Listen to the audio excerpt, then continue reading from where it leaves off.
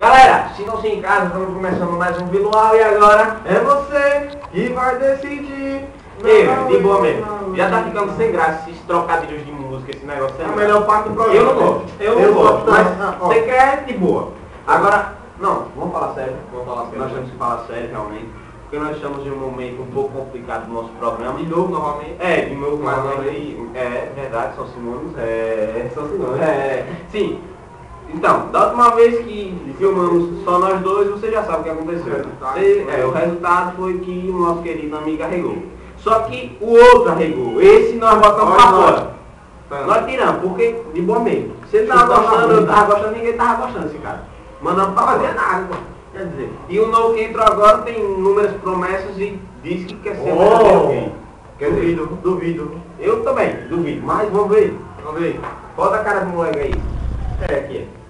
Bem, pessoal, como vocês podem ver, eu sou o terceiro vídeo, porque os outros dois são extremamente barrigudos, mas carniça velha, mas eu pretendo ficar nesse programa que é muito interessante. Nosso Vinícius Relâmpago.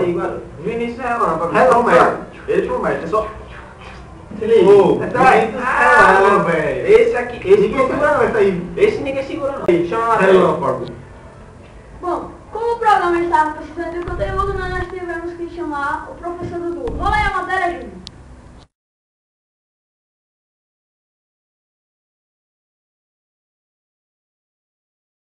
Olá pessoal, eu sou o Dudu e essa é uma aula com o Dudu.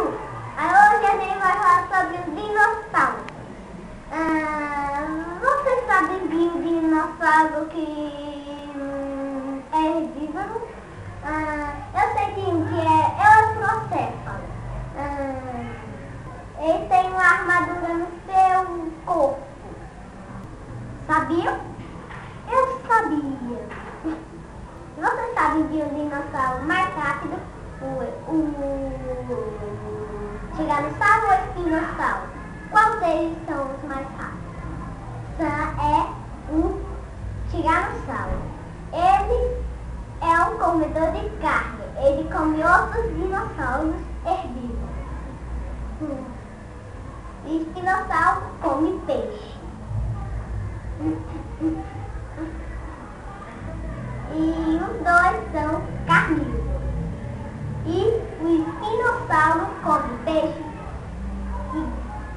e ele pesca. Ele pesca com uma boca. Vocês sabem de um dinossauro um dinossauro herbívoro que come plantas e ele é mais rápido do que o Tiranossauro Rex. É o Estigmolopes. Ele tem um monte de espinhos na sua cabeça. E ele é herbívoro. E ele come só planta. Tchau, até a próxima.